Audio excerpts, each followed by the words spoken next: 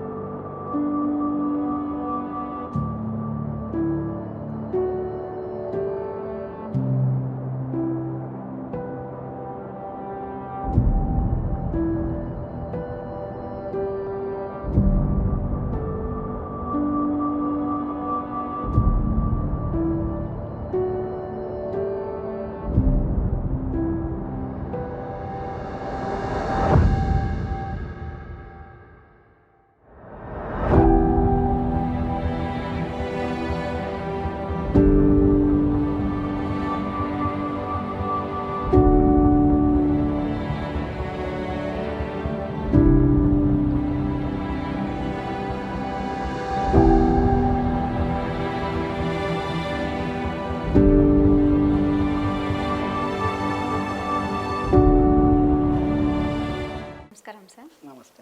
Sir, YS Rajasekhara Reddy గారన్న, YS Jaganmohan Reddy గారన్న మీకెందుకు అంత అభిమానం?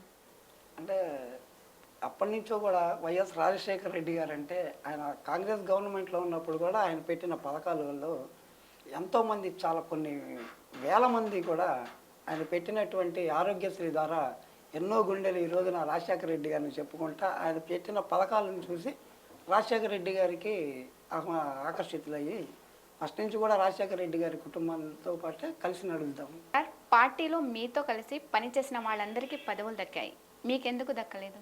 అంటే ఏ పదవుల కోసమో వాటి కోసమో ఆరాటపడే వ్యక్తులం కాదు. ఫస్ట్ మేము జగన్మోహన్ రెడ్డి గారిని ఫస్ట్ నుంచి ప్రతిపక్షంలో ఉన్నప్పటి నుంచి కూడా కష్టపడి ఆయన మా అధికారం రావాలి, జగన్మోహన్ రెడ్డి గారు ప్రవేశపెట్టినటువంటి పథకాలని అమలు చేస్తూ ప్రజలకు మంచి చేయాలనే దాని మీద ఉన్నాము.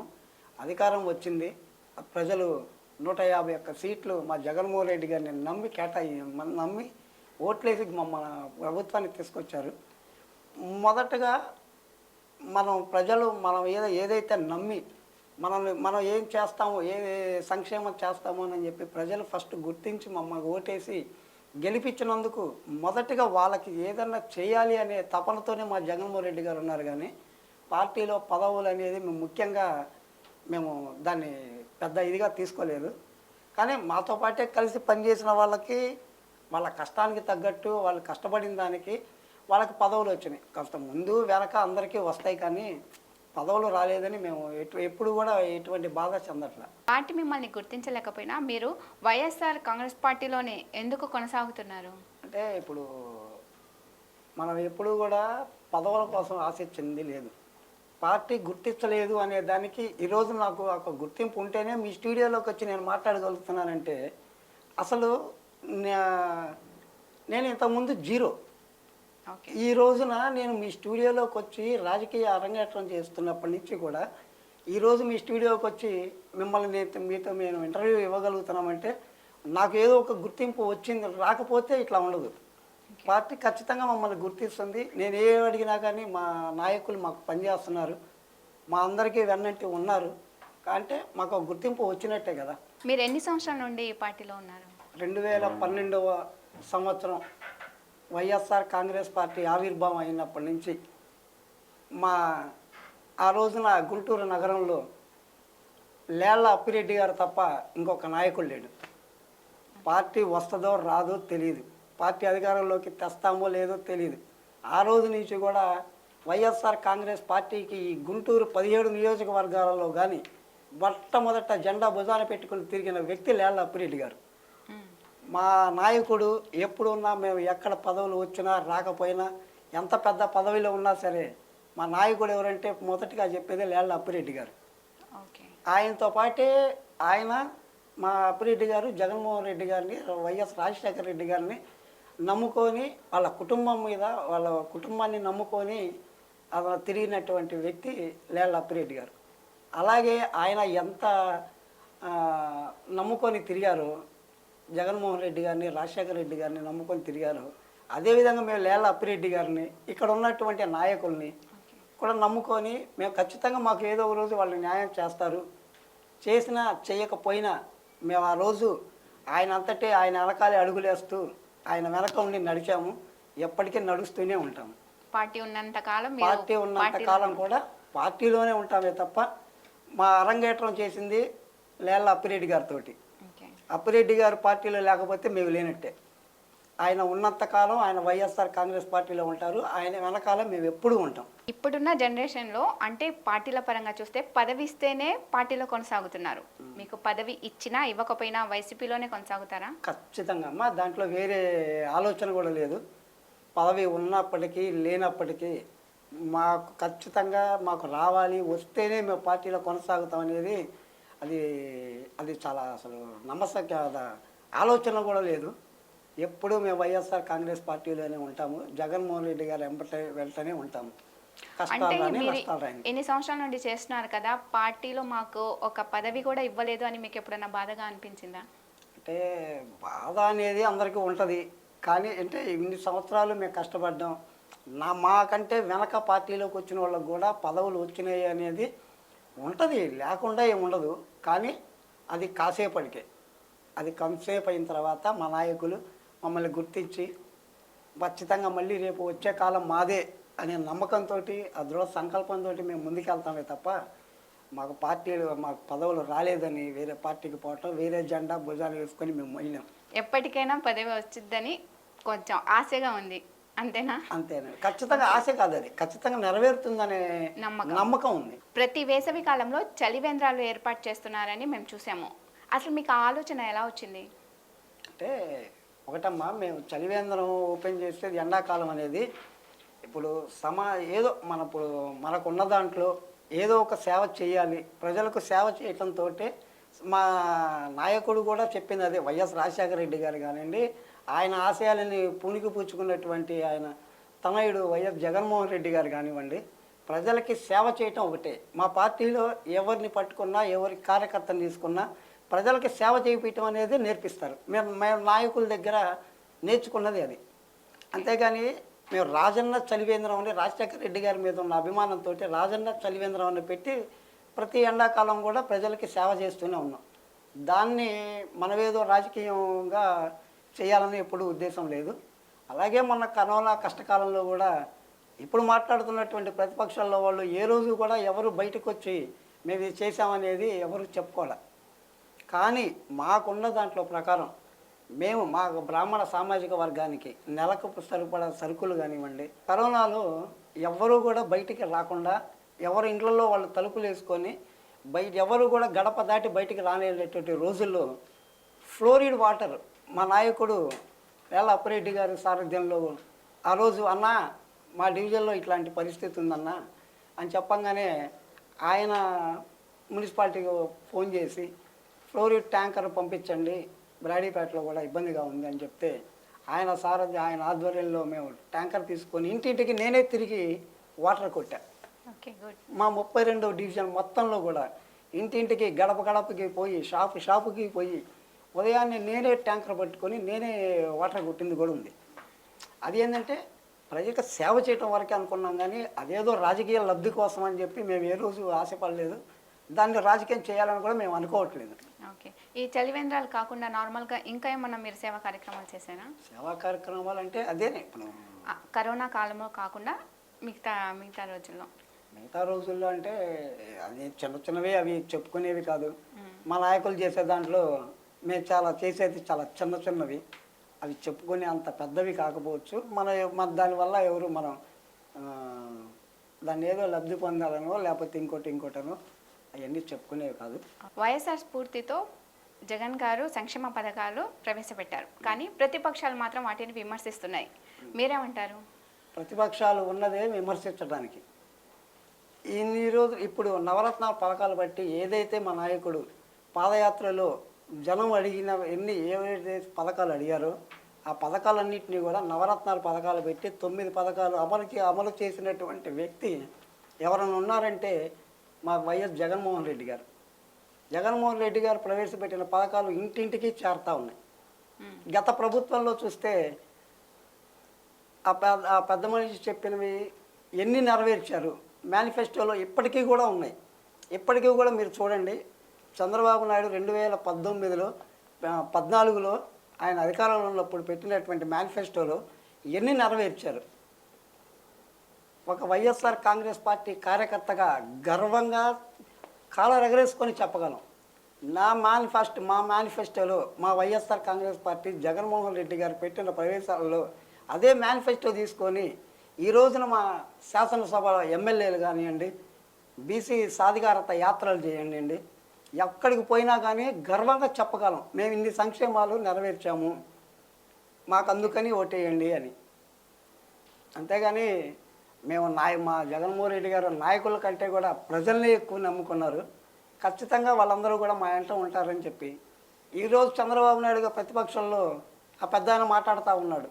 మొన్న ఒకసారి చూశాను, ఆయన ఏం చెప్తున్నాడంటే ఇన్ని పథకాలు అమలు చేస్తున్నారు, పేదవాళ్ళకి మీరు ఇన్ని డబ్బులు పంచుతున్నారు, దీనివల్ల దేశం అంతా ఆర్థిక సంక్షోభంలో ఉంది, ఆంధ్ర రాష్ట్రం మొత్తం అట్టడుగుతుంది, మరో శ్రీలంక అవుతుందని మాట్లాడుతూ ఉన్నాడు. ఉమ్, ఇదే రోజున ఎలక్షన్ వచ్చే టైంకి ఎన్నికల సమయంలో అతను ఏం మాట్లాడుతున్నాడండి, అతని మేనిఫెస్టోలో ఇంతకటి రెండింతలు ఇస్తానంటున్నాడు.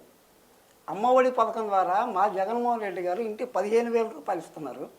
ఈయన 2 పిల్లలు ఉంటే మనిషికి 15,000 ఇస్తానంటాడు, 3 ఉంటే 45,000 ఇస్తానంటాడు. అప్పుడు ఆర్థిక సంక్షోభం రాదా? ఆయన మాటలు నమ్ముతారా జనం? ఇప్పుడే ఆర్థిక సంక్షోభం అంటున్నారు, తర్వాత ఇంతకుముందు మీరు ఉన్నప్పుడు ఇవన్నీ ఎందుకు చేయలేకపోయారు?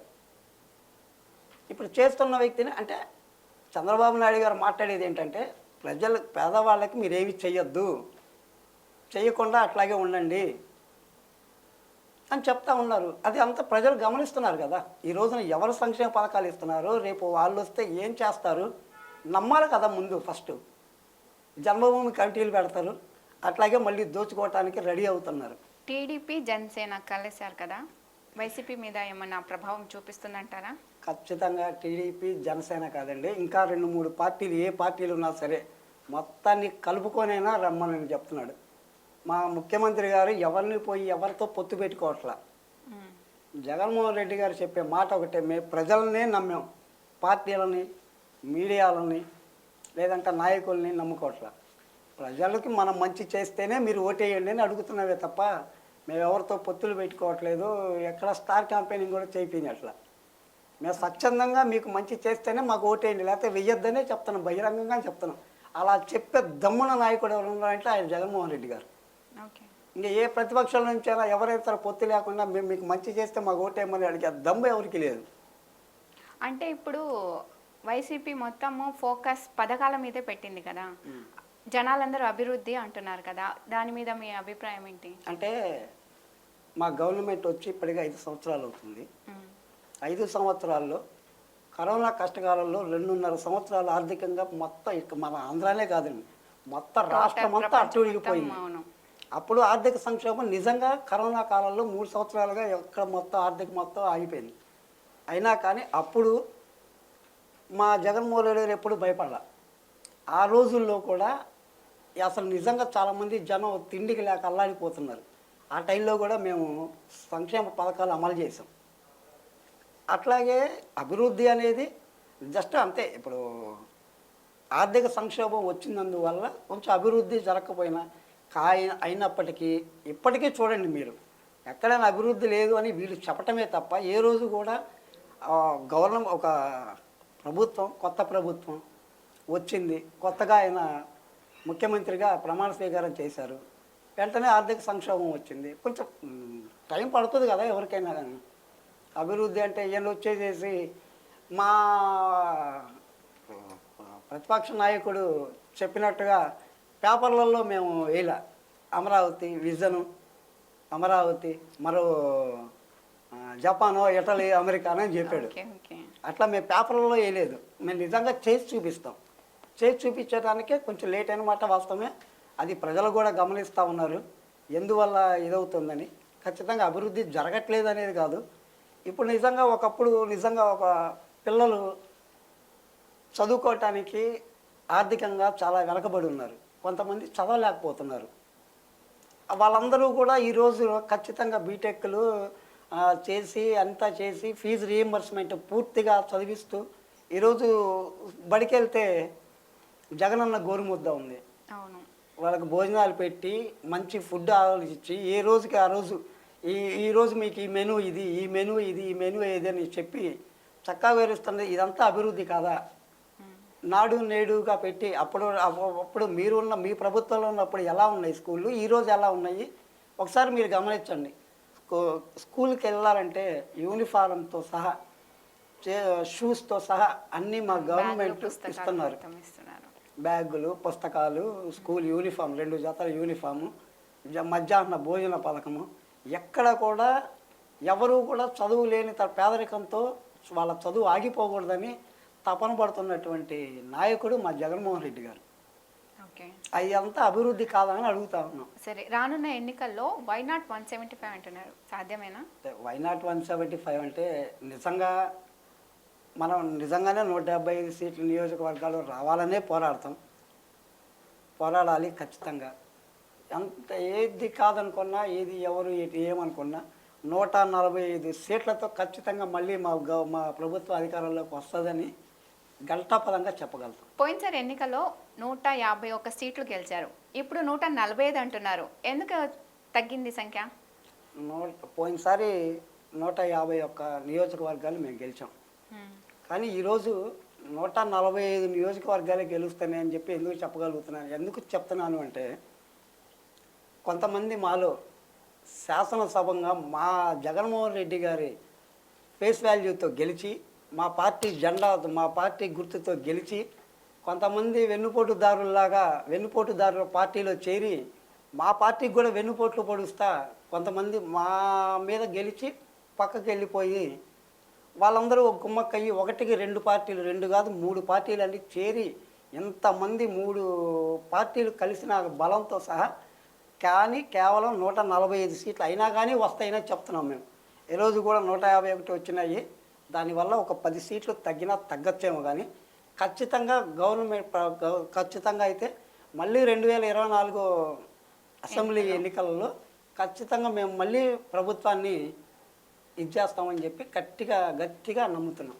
తెలంగాణలో పార్టీ చేంజ్ అయింది అంటే అసలు ఎవరు ఎక్స్పెక్ట్ చేయలేదు కాంగ్రెస్ వచ్చిందని చెప్పేసి. మరి ఇక్కడ కూడా ఏమన్నా అలా వచ్చే అవకాశం అని మీరు అనుకుంటున్నారా? తెలంగాణలో వచ్చింది అని చెప్పి తెలంగాణలో రేవంత్ రెడ్డి గారు మన బాబు గారికి ఎవరికి శిష్యులో అందరికీ తెలిసిన విషయమే. అక్కడేదో వచ్చిందని చెప్పి అక్కడ కేసీఆర్ గారు చేసినటువంటి పాలన అలా ఉంది. వాళ్ళకి విరక్తి పుట్టి ఇన్ని పథకాలు తెలంగాణలో లేవు.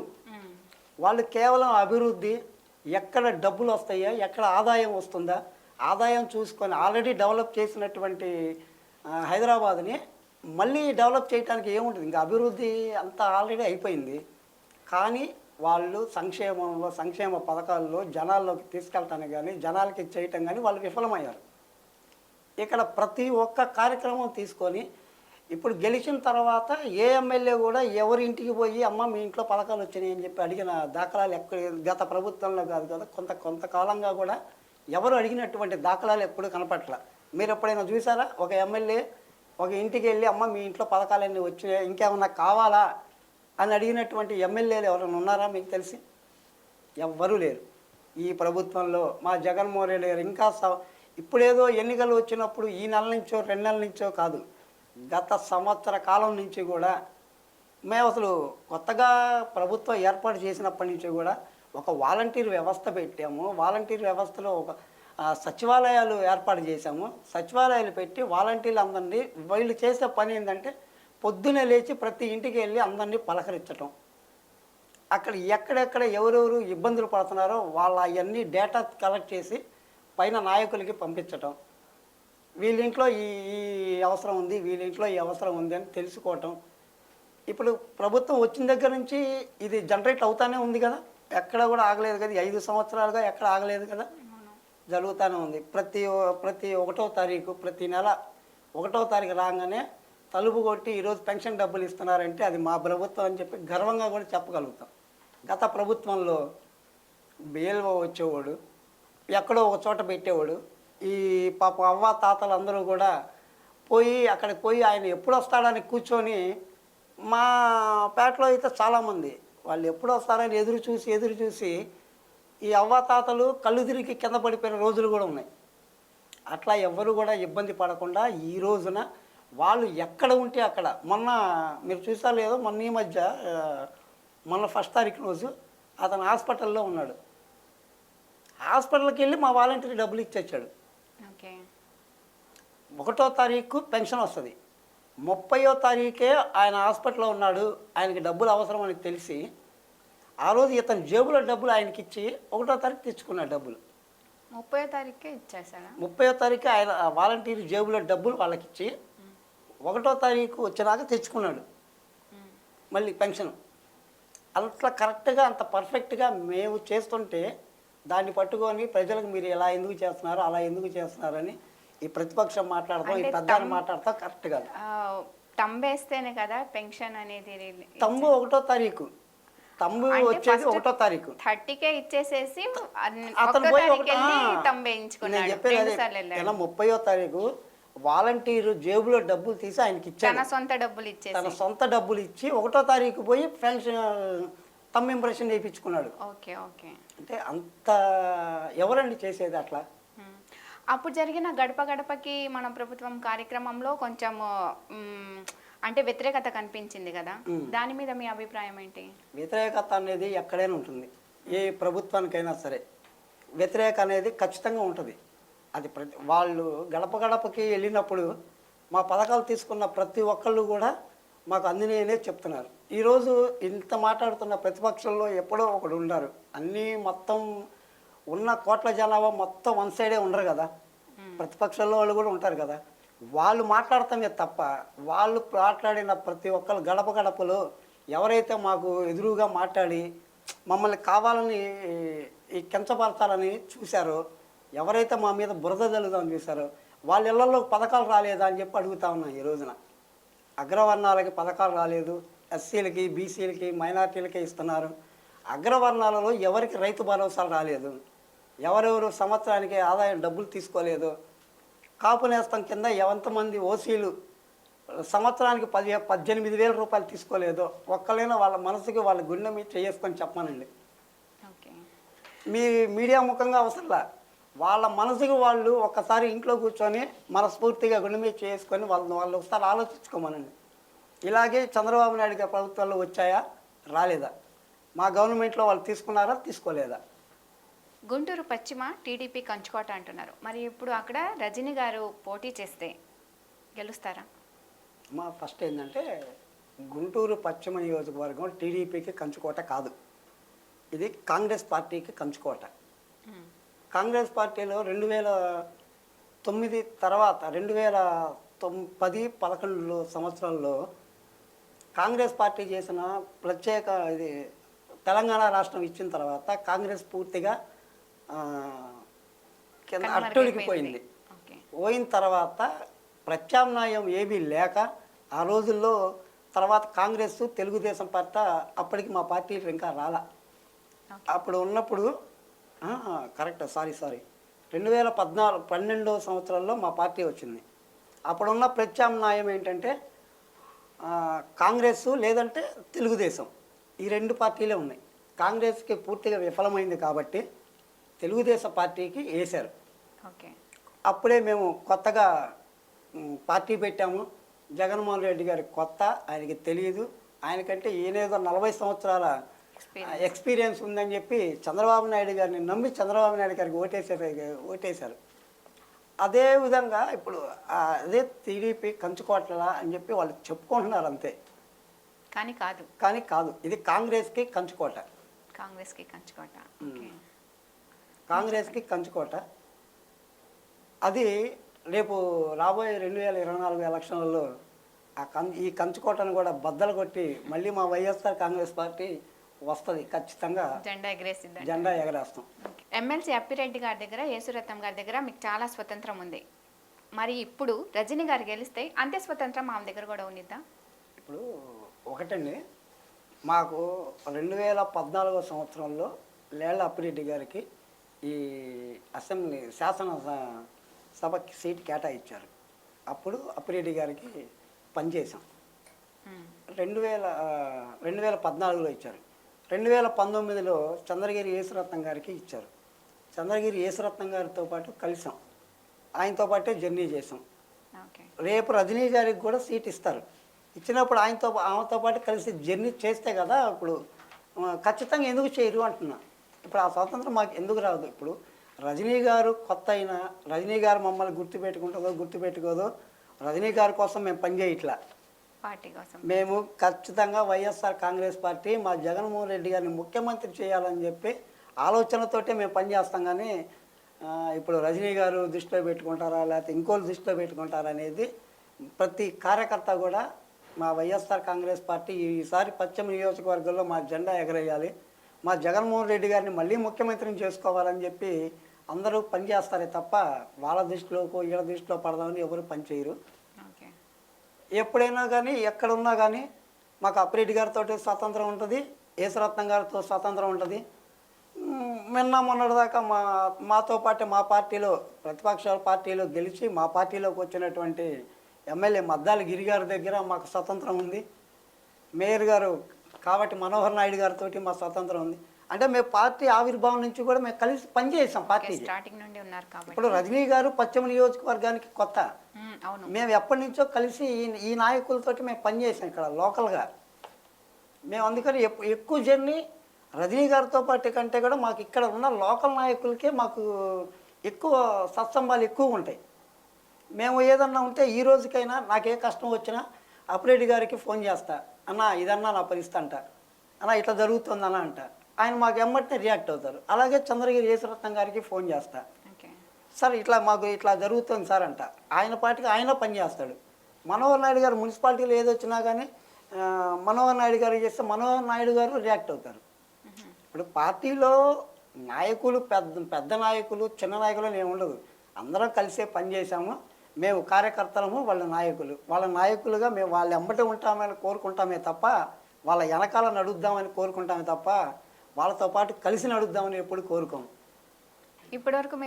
ఇప్పుడు మీరు నడిచిన నాయకులు ఇలా చేస్తే బాగుండిద్ది ఈయన అని చెప్పేసి మీరు ఏమైనా సలహాలు ఇచ్చారా? అన్న ఇలా కాదు ఇలా చేద్దామని. అంటే నాయకులకి సలహా ఇచ్చేంత స్థాయి మాకు లేదు. అంటే చనువు ఉందన్నారు కదా. చనువు ఉంటుంది కానీ ఎంతవరకు అంటే అన్న ఇంకో ఇలా అరే ఈ పని చెయ్యండి అంటే చెయ్యండి అని మాకు ఏదైనా ఒక బాధ్యత అప్పచెప్తున్నప్పుడు ఆ బాధ్యత ఎలా చేస్తే ఇంకా బాగుంటుంది అనేది మేము చేసి చూపిస్తాం ఆయనకి, అంతే. ఆయనతో డైరెక్ట్గా నాయకుడికి మేము చెప్పలేము ఇంకో ఈ బాధ్యత ఇట్లా ఈ 10 మందిని పోయి కలిసి వాళ్ళందరినీ తీసుకొని రా, వాళ్ళందరితో కూర్చొని మాట్లాడు అంటే ఈ 10 మందిలో 10 రకాల మనుషులు ఉంటారు. అవును. ఆ 10 రకాల మనుషుల్ని ఎలా కలుపుకోవాలా ఎలా చేయాలా అని చెప్పి అది మా డిసైడ్లో మా మైండ్లో మేము డిసైడ్ అవుతాం. డిసైడ్ అయ్యి ఇలా చేసిన తర్వాత అరే ఏంట్రా ఎట్లా కలిపారా వాళ్ళు లేదు అని చెప్పి అడిగినప్పుడు మా నాయకులు అడిగితే అన్నా మేము ఇలా చేసామని చెప్తామే తప్ప అన్నా అట్ట కాదన్నా ఇట్లా చేద్దామన్నా అని మీరు చెప్పారు. మేము చెప్పలేము. అది చెప్పే స్థాయి మాకు లేదు. చేసి చూపిస్తారు. చేసి చూపించమే. వాళ్ళు అడిగారు మేము చెయ్యాలి, ఇంకంతే. చేస్తాం, ఇష్టంగా చేస్తాం. ఆయన చెప్పాడని అది కమాండింగ్గా కూడా ఉండదు. మా నాయకులు మాకు ఎప్పుడు కమాండ్ చేయలే. ఓకే. మాకు చెప్తారు, దానికి తగ్గట్టు ఆయన చెప్పారని ఆయన మీద ఉన్న అభిమానంతో మేము చేస్తాం. దాంట్లో ఉన్న లోకలు ఏందో మొత్తం మేము తెలుసుకుంటాం, ఆ కష్టం పడతాము, పడి ఆయనకి చెప్తాం అన్న ఇట్లా జరిగిందని ఇక రాండి అన్న అని. ఓకే. అప్పుడు వాళ్ళు వచ్చి మిగతాయి వాళ్ళు ఎట్లా ఉంటుందో వాళ్ళు చేసుకుంటారు. అంటే వాళ్ళు ఫస్ట్ నుంచి కాంగ్రెస్లో నుంచి ఇప్పుడు అప్పిరెడ్డి గారు ఇప్పుడు ఆయన కాదు, ఎన్ఎస్యుఏ చేశారు, యూత్ కాంగ్రెస్ చేశారు, ఒకసారి ఎమ్మెల్యేగా వచ్చి కూడా త్రుటిలో తప్పినటువంటి వ్యక్తి. ఇక అది అప్పిరెడ్డి గారు అనేది ఒక ఫ్యాక్టరీ. ఆయన నాయకుల్ని తయారు చేస్తారే తప్ప నాయకులు మాట్లాడే చేత సలహాలు చెప్పించుకునే స్థాయి ఆయన దాటిపోయారు. ఇప్పుడు బ్రాహ్మణ సామాజిక వర్గాన్ని పార్టీలు విస్మరిస్తున్నాయి, మీరు దాన్ని ఎలా చూస్తారు? ఇప్పుడు ఏ సామాజిక వర్గాన్ని విమర్శించట్లేదండి. ఇప్పుడు అగ్రవర్ణాలు ఉన్నాయి, కమ్మ, కాపు, బ్రాహ్మణ, వైశ్య, ఈ సామాజిక వర్గాలన్నీ అగ్రవర్ణాలని చెప్తారు. అగ్రవర్ణాల్లో కూడా పేదవాళ్ళు ఉన్నారు. అవును. ఖచ్చితంగా ఉంటారు. ఖచ్చితంగా లేరు అనేది ఎక్కడ లేదు. అవును. అగ్రవర్ణాలు ఇప్పుడు వీళ్ళు తీసుకుంటున్నటువంటి ఆ, కాపు నేస్తం కానీ ఓసీలు అవి అందరికీ వస్తున్నాయి. బ్రాహ్మణులకు వస్తున్నాయి, వైశ్యాసులు వస్తున్నాయి. 45 సంవత్సరాలు నిండిన ప్రతి ఒక్కరికి కూడా సంవత్సరానికి 18,000 రూపాయలు పోతున్నాయి. ఫీజు రీయింబర్స్మెంట్లో కులానికి ఈ ఎస్సీ ఎస్టీ బీసీ కులానికే కాదు, అగ్రవర్ణాలు ఎవరున్నా సరే అందరికీ ఫీజు రీయింబర్స్మెంట్లు వెళ్తున్నాయి. ఆరోగ్యశ్రీలు వెళ్తున్నాయి, అన్నీ వెళ్తున్నాయి. కాకపోతే ఇంకా ఇప్పుడు ఉన్న దేవుడి దయ వల్ల అగ్రవర్ణాల్లో కంటే కూడా బాగా చితికినటువంటి పేద కుటుంబాలు ఎవరు ఉన్నాయంటే, వెనకాల బ్యాక్వర్డ్ కాస్ట్లు ఎవరు ఉన్నాయంటే మొత్తం ఎస్సీ ఎస్టీ బీసీ మైనారిటీ. ఆ కులాలని ఇంకా కొంచెం పైకి తీసుకురావాలి, ఈ కుల సమస్య పోగొట్టాలి అనే దాని మీద ఇంకా కొంచెం వాళ్ళకి ఇంకా ఏదైనా మంచి చేయాలి అనే దాని మీద వాళ్ళు ఇంకా కులాలను తీసుకొని రావాలి అనే తప్ప, అంతేగాని అగ్రవర్ణాలకి మేమేమి చెయ్యము, ఓన్లీ బీసీ వర్గాలకే చేస్తాము అని చెప్పి ఎక్కడ కూడా అలాంటి భేషజాలు కూడా ఎక్కడా లేకుండా అందరికీ సమన్యాయం చేస్తున్నటువంటి ప్రభుత్వమే మన వైఎస్ఆర్ కాంగ్రెస్ పార్టీ ప్రభుత్వం. అంటే పథకాలు స్టార్టింగ్లో ఇచ్చేటప్పుడు అందరికి ఇచ్చేసారు కదా, ఇప్పుడు వచ్చేటప్పటికి కుదించుకుంటూ వస్తున్నారు. మరి దానికి అది అంతా మా మీద బురద చల్లటమేనండి. ఎక్కడా కూడా కుదించినటువంటి దాఖలాలు ఎక్కడా లేవు. అయితే ఇప్పుడు కొంతమంది ఏమంటారంటే, వాళ్ళకి అంత డబ్బులు ఉన్నాయి, వాళ్ళకే పథకాలు వస్తున్నాయి, వీళ్ళకే పథకాలు వస్తున్నాయి అని చెప్పి మాకు చాలా కంప్లైంట్లు వచ్చాయి. వాళ్ళకి ఈ పథకాలకి అవసరం లేదు, వాళ్ళది ఇంకా మనకంటే ముందు బాగా ఉన్నారు, వీళ్ళకంటే కూడా ఇంకా పేదోళ్ళు ఉన్నారు, వాళ్ళకి అందట్లేదు, వీళ్ళకి వస్తున్నాయి అంటే దాన్ని ఒకసారి మేము మళ్ళీ వీళ్ళు చెప్పిన మాటలకి వాళ్ళు చెప్పిన మాటలు వినకుండా ఒక డేటా తెప్పించుకొని నిజంగా వాళ్ళు చెప్పిన మాట వాస్తవమా కాదా, డేటాలు చూసి వీళ్ళకి అవసరమా లేదా దాని మీద చూసి మళ్ళీ వెరిఫికేషన్ చేసి నిజంగా లబ్ధిదారులు అయితే కనుక వాళ్ళకి ₹1 కోటి వస్తున్నా సరే వాళ్ళు నిజంగా లబ్ధిదారులు అని చెప్పి అయితే కనుక ఎటువంటి ఏ పార్టీ అయినా సరే, ఏ కులమైనా సరే, ఏ ప్రాంతమైనా సరే ఖచ్చితంగా వాళ్ళకి మనం పెట్టినటువంటి పథకం అమలు అయ్యే అర్హత వాళ్ళకు ఉంటే కనుక ఖచ్చితంగా అమలు చేస్తున్నాం. దాంట్లో కొంచెం కొన్ని కుదించటం జరిగిందే తప్ప ఎవరికీ మేము తీసేయలేదు, ఎవరి పథకాలు ఎవరికీ ఆగలేదు. దాన్ని సమీక్ష చేసి మళ్ళీ వాళ్ళకి ఇచ్చిన దాంట్లో కొంచెం జాప్యం జరుగుతుంది కదా, నిజమా కాదా అని మేము సమీక్ష చేసేటప్పుడు కొంచెం జాప్యం జరిగి ఉంటుందేమో, కానీ ఎవరికి ఏ పథకం ఆగలేదు, అందరికీ పథకాలు ఇచ్చాం. ఆర్య వయసులో బలమైన నాయకుడు మద్దాళిగిరి గారు. మరి మద్దాళిగిరిని జగన్ గారు పక్కన పెట్టేశారు కదా, మరి మీరేమంటారు దాని గురించి? పక్కన పెట్టారని ఎవరు చెప్పారండి? మద్దాళిగిరి గారిని పక్కన పెట్టారు అని ప్రతిపక్షాలు దాన్ని ఒక ఇదిగా తీసుకొస్తున్నాయి అంతే. మద్దాళిగిరి గారికి ఈ రోజున ఏమి చెప్తే ఏమి కాదు. ఇప్పుడు కొన్ని కుల సమీకరణాల వలన దాంట్లో వలన ఆయనకి ఇక్కడ సీట్ ఇవ్వకపోవచ్చు, కానీ ఖచ్చితంగా మా జగన్మోహన్ రెడ్డి గారు నమ్ముకున్న వ్యక్తికి ఇంతకంటే గొప్పగా గౌరవం వచ్చేటట్టుగా మద్దాళిగిరి గారికి కూడా ఏదో ఒకటి ఇస్తారే తప్ప వదిలేశారనేది మాత్రం పిచ్చి మాట. మా జగన్మోహన్ రెడ్డి గారు ప్రతి కార్యకర్తనే వదిలిపెట్టరు. అలాంటిది మమ్మల్ని నమ్ముకొని మా శాసనసభ్యులుగా మాకు వచ్చినప్పుడు మద్దాళిగిరి గారిని ఖచ్చితంగా వదలరు. ఇంతకంటే ఇంకా మెరుగైన గౌరవంలోనే కూర్చోబెడతారే తప్ప ఎక్కడ కూడా మమ్మల్ని నమ్ముకున్న వాళ్ళు ఎవ్వరు కూడా ఎప్పుడూ వదిలిపెట్టలేదు. ఓకే, తర్వాతైనా సరే ఇప్పుడు రేపు గవర్నమెంట్ అధికారంలోకి వస్తుంది, ఖచ్చితంగా మా పార్టీ అధికారంలో ఉంటుంది. ఆ మద్దాళిగిరి గారు కూడా ఆయనకు తగ్గ న్యాయం ఆయనకు జరుగుతుంది. ఇప్పుడు సపోజ్ చిన్న ఇది చంద్రగిరి యేసురత్నం గారు సీట్ ఇచ్చినప్పుడు ఓడిపోయారు. తర్వాత మిర్చి యార్డు చైర్మన్గా 3 సార్లు కేటాయించారు. గతంలో ఎప్పుడూ కూడా ఒకటే చైర్మన్ని 3 సార్లు వరుసగా ఒక బీసీ నాయకుడికి ఇవ్వాల. గతంలో ఎప్పుడు చేయనట్టుగా మా చంద్రగిరి యేసురత్నం గారికి 3 సార్లు మిర్చి యార్డు చైర్మన్గా ఇచ్చారు. అయిపోయిన తర్వాత వెంటనే మళ్ళీ ఎమ్మెల్సీ ఇచ్చారు. ఇప్పుడు రేపు సీట్ లేదు అయినా ఎమ్మెల్సీ ఇచ్చారు. ఎమ్మెల్సీ ఇచ్చి ఆయనకి గౌరవం ఇచ్చారు. అంతే. ఇలాగే ఈయనకు కూడా రేపు ఏదో ఒకటి న్యాయమే జరుగుతుంది, కానీ ఎవరికి అన్యాయం చేసే పార్టీ మా పార్టీ కాదు. ప్రభుత్వం ఇప్పుడు ఇన్ని పథకాలు మొత్తం పెడుతుంది కదా, అన్నీ చూస్తున్నారు మీరు. చేస్తున్నారు మొత్తం ఓకే అంతవరకు.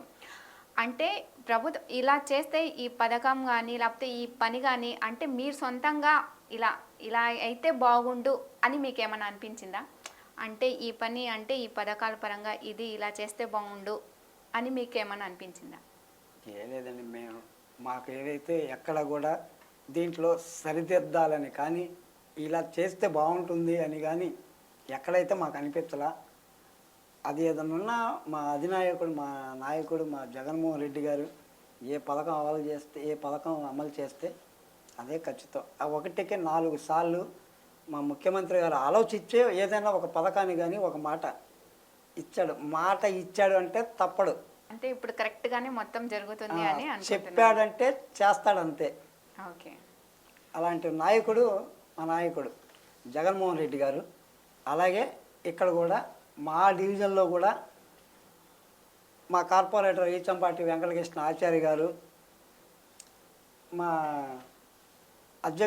డివిజన్ అధ్యక్షులు వెలుగురి రత్నప్రసాద్ గారు మా పార్టీలోనే డివిజన్ ప్రెసిడెంట్గా కొనసాగారు. ఆయన కూడా పార్టీలో ఫస్ట్ నుంచి ఉన్నారు. ఆయన కూడా కార్పొరేటర్ సీట్ ఆశించినప్పుడు ఆయనకి సీట్ ఇవ్వాల, ఆచార్య గారికి సీట్ ఇచ్చారు. ఈయన అసలు కామన్గా అయితే ఆయన గుర్తుపెట్టుకొని ఆయన చేయాల్సిన అవసరం లేదు. మా అప్పిరెడ్డి గారు మళ్ళీ ఆయన గుర్తుపెట్టుకొని గీతామందిరం చైర్మన్ చేసి ఆయన గౌరవించారు. అలాగే ప్రతి ఒక్కటి ఏదో ఒక టైంలో న్యాయం జరుగుతుంది, ఖచ్చితంగా చేస్తారు. అదే మా డివిజన్లో పెద్దలు బందర్ రవీంద్రనాథ్ గారు ఉన్నారు. ఆయన కూడా అర్బన్ బ్యాంక్ డైరెక్టర్గా ఆయన కూడా ఇప్పుడు పదవిలో ఉన్నారు. అలాగే నమ్ముకున్న జిల్లా గ్రంథాలయ చైర్మన్ భక్తుల దేవానంద్ గారు ఉన్నారు. ఆయనకి ఇది చేశాడు. ఇప్పుడు ఉన్నటువంటి కార్పొరేటర్లు చాలామంది అప్పిరెడ్డి గారితో పాటు కలిసి నడిచారు కాబట్టి ఈ రోజున కార్పొరేటర్లుగా కొనసాగుతున్నారు. ఓకే. అదేవిధంగా ఫ్యూచర్లో మాకు కూడా ఏదో ఒక టైం వస్తుంది, మాకు చేయాల్సిన మా స్థాయికి తగ్గట్టు మాకు కూడా ఏదో ఒక రోజు న్యాయం చేస్తాడనే నమ్మకంతో పార్టీని నమ్ముకొని అట్లాగే ఉంటామే తప్ప పదవులు రాలేదని ఇంకో పార్టీ జెండా భుజాన్ని వేసుకోము, ఇంకో పార్టీ జెండా మేము మొయ్యం. ఈసారి కూడా వైసీపీ ప్రభుత్వమే అధికారంలోకి వచ్చినా కానీ మీకు ఎలాంటి పదవి ఇవ్వకపోతే పార్టీలోనే కొనసాగుతారా, లేకపోతే వేరే పార్టీలో చేంజ్ అయ్యే అవకాశం అంటే మీరేమని అనుకుంటున్నారా? ఏమీ లేదమ్మా, మాకు పార్టీ పదవులు ఉన్నప్పటికీ లేనప్పటికీ మేము ఖచ్చితంగా పార్టీని నమ్ముకున్నాం, మా నాయకుడిని నమ్ముకున్నాం. పార్టీ మారే ఉద్దేశమే లేదు.